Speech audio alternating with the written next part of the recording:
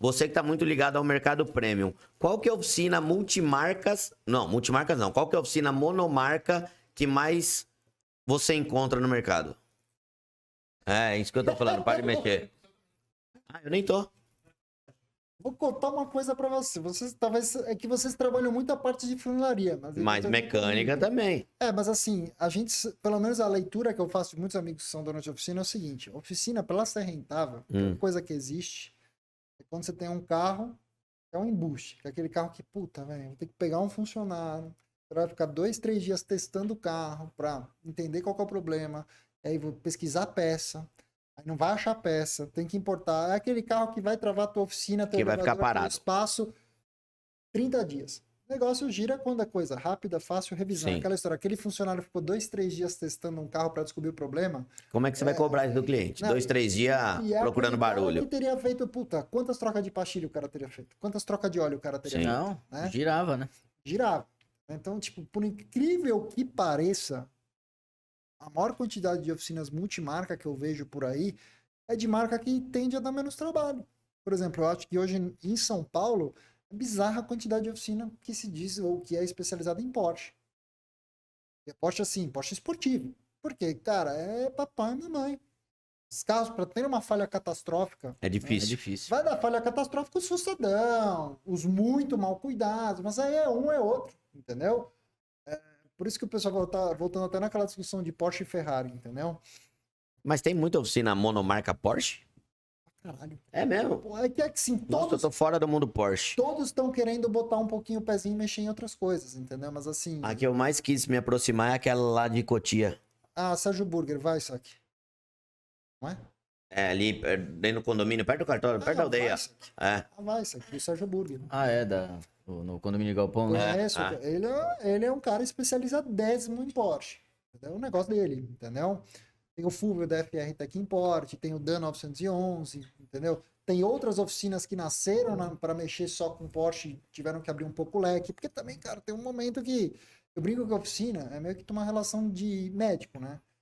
Tem, às vezes, empresas muito competentes, mas que atacam um problema, que atendem de uma forma que, cara, é empatia, com quem você está bem, Sim. entendeu? Então, tipo, o que acontece? Porra, o mercado de Porsche é grande, é vasto, mas, bicho, vamos lá, né? Também não tem espaço para ter 6 oficinas de Porsche.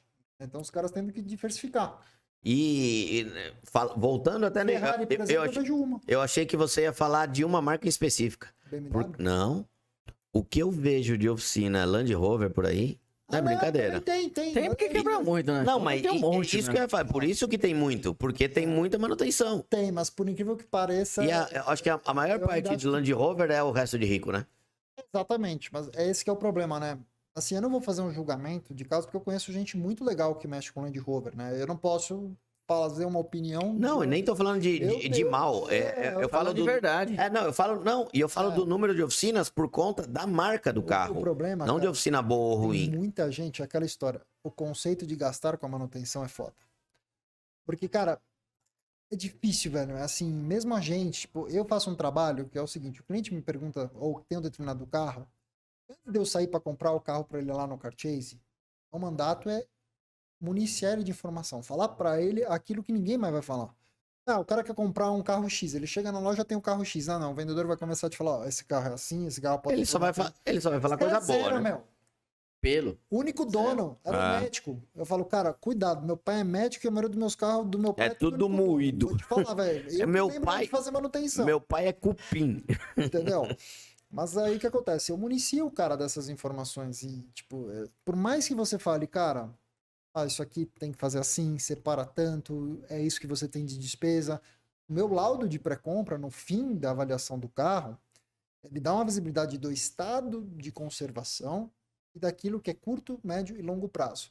E tem coisas, olha, passa já, tem coisas que eu falo, monitore, e assim segue o jogo. E assim, puta, o cliente me perguntar um pouco, tipo assim, puta, ordem de grandeza, puta, um carro, um Porsche que precisa, um 911 que precisa trocar, um jogo de pneu, disco de freio, de pastilha, uma troca de óleo, uma troca de vela, correia de acessórios, eu sei quanto isso custa pro cliente. Quanto custa? 25, 30.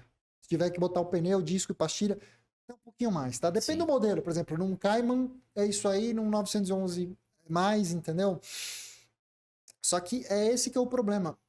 as pessoas tendem a arder muito a orelha quando chega na hora de gastar com a manutenção do carro.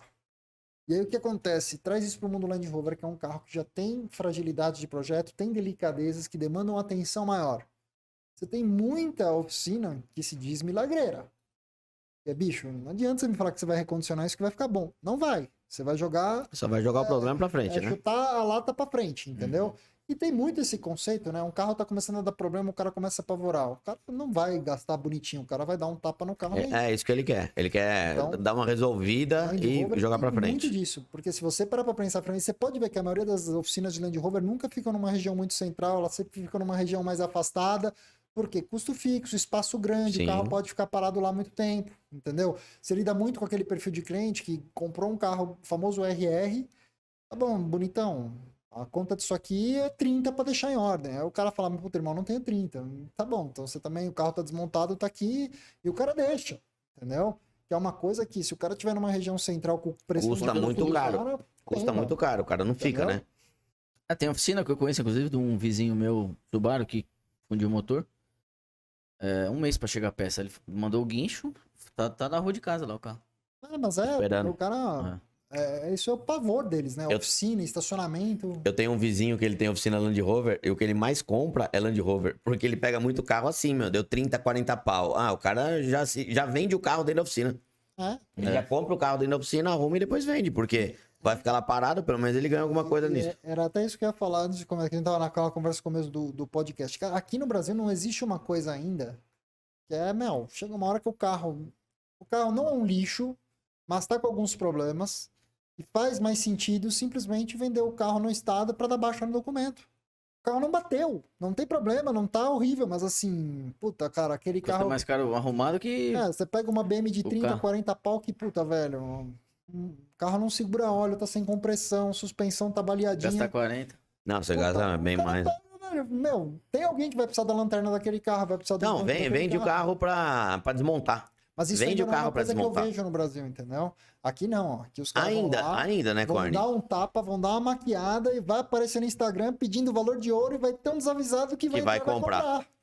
Ainda, né? Porque isso é um movimento de futuro. Meu, tem muito carro que vale muito mais ele desmontado na prateleira do que pensar em arrumar o Na carro. Europa, a Alemanha tem um programa que, assim, cara, depois de X anos, o carro vale... a Alemanha compra o teu carro pra tirar ele da rua.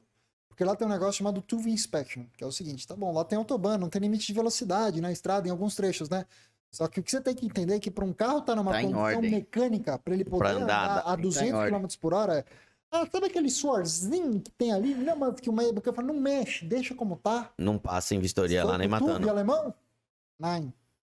Tem que mandar resolver. Tem o canal do Stratton, lá o M539 Restorations, né? E ele conta muito no detalhe isso aí, né? O pessoal brinca, por exemplo, que se você vai pra Alemanha, é muito engraçado que você vê muito aquelas atoeirinhas de pista que vocês gostam, que a gente gosta de ver, aqueles projetão. Os caras acham que os carros são tudo emplacados na Alemanha, não é. Eles são emplacados em outras regiões, os caras levam os carros pra lá, porque o carro não passa no TÜV. Não passa. Aí eu tenho até amigos que moram na Inglaterra e falam, lá na Inglaterra já tem os Mandrake, tem os Brasil lá que é dono dos MOT lá da vida lá, mano, passa até Deus do planeta, irmão. Você vai viajar, você não quer alugar um carro, compra uma Cayenne 2005 lá de 300 libras, você usa e, no final deixa lá com o cara. É como funciona, é foda, cara. Tem tantos meandros dessa história. Mas chuta, eu não tenho hora. Pode chutar, pode perguntar o que O mercado japonês também é muito assim, mas por conta até de espaço físico, né? O carro japonês vem parar na América do Sul. Não, mas é mão de obra, né?